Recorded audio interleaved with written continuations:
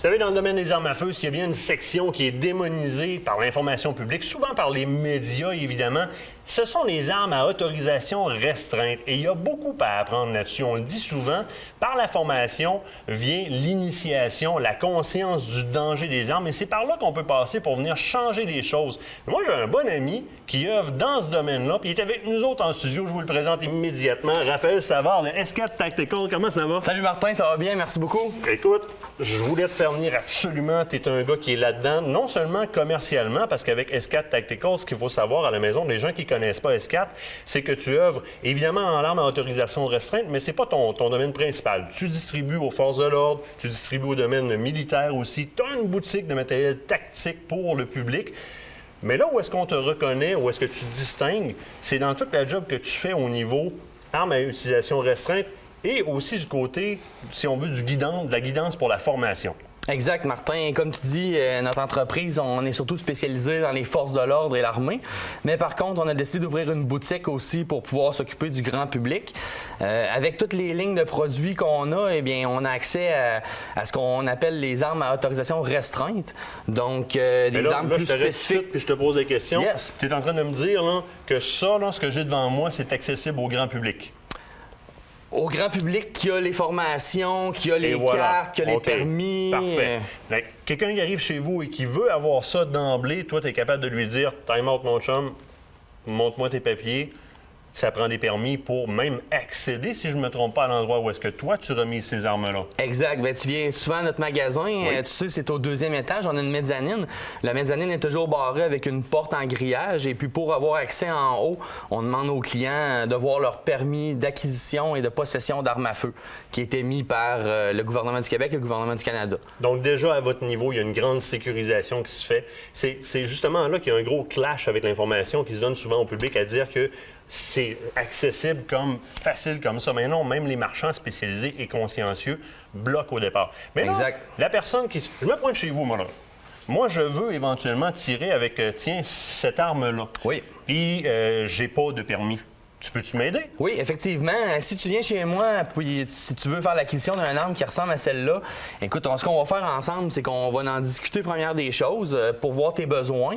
Et puis, par la suite, si jamais tu n'as pas les permis en conséquence, bien, on va te guider sur la bonne place, sur les bons endroits pour aller chercher les cours, pour aller chercher les bons papiers qu'il faut pour pouvoir aller tirer avec de ça. Ça, c'est ce qu'on appelle une arme pour faire du tir sportif. OK. Donc, tir sportif. Oui, tir sportif. Tu m'as déjà parlé de compétition, parce que là, c'est une chose de dire, moi, je veux cette arme-là. Raph, tu vas me guider pour aller chercher mon permis, je vais avoir le droit de l'avoir. Mais après ça, c'est ça. Qu'est-ce que je fais avec ça? Tu me parles des fois de compétition, mais veux-tu me dire qu'est-ce que vous faites? Qu'est-ce que vous faites comme compétition avec des guns de même? Bien, de la compétition dans les armes de ce type-là, il y en a à l'année longue. Il y a beaucoup de champs de tir au Québec, que ce soit Sherbrooke, ici à Québec, dans les alentours de Montréal. Il y a beaucoup de clubs de tir qui vont recevoir ce qu'on appelle les compétitions de IPSC. Oui. IPSC, ça va se faire avec du pistolet. Ah, parce que tu tiens le pistolet aussi comme ça. Exact. Juste les tenir, ceux-là, c'est le fun. Oui, ils sont beaux, ils sont spéciaux, ils sont différents de ce qu'on est habitué de voir. J'ai trouvé le piton de la flashlight, moi, là. Donc ça, c'est des pistolets qu'on va faire de la compétition avec ça. Okay. Puis pour faire la compétition, bien entendu, ça prend toujours tous les permis en conséquence. Il faut être membre des clubs de tir. Il faut être membre de l'organisation qui organise les compétitions. On peut pas transporter ça non plus de la manière qu'on veut. Ça prend des permis de transport qui sont attribués par la Sûreté du Québec. Mais là, je peux embarquer dans la compétition, puis encore là, tu peux me donner un coup de main à me rendre jusqu'au point compétitif. Ça veut dire que tu donnes d'autres types de formations. J'ai vu que tu donnais tir de précision, entre autres. Oui, exact. Celle-là ici qu'on voit là, c'est ce qu'on appelle une Remington 700 pour faire du tir. Attends, c'est une Remington 700, ça? Ben oui. OK, parce que les chasseurs connaissent ça, une Remington 700.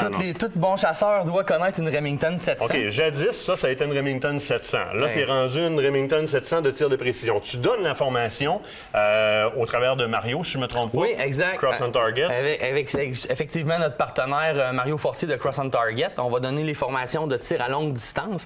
On va vous guider sur vraiment l'arme pour selon vos besoins, pour qu'est-ce que vous voulez en faire.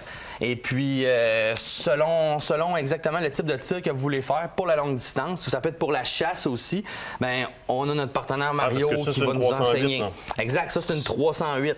Il faut dire que ce qu'on a sur la table ici, il y a des calibres 12, mais la plupart, comme ça, ici, c'est une 223. Là. Oui, 2,23. Puis dans le terme tactique, on va utiliser le 5,56 pour le calibre. Oui, OK. Donc, exact. Ce ne sont pas des armes qui sont puissantes. C'est des armes qui sont utilisées pour le tir de précision ou le tir à la cible plus qu'autre chose. C'est pas des armes d'abattage, entre parenthèses. Non, exactement.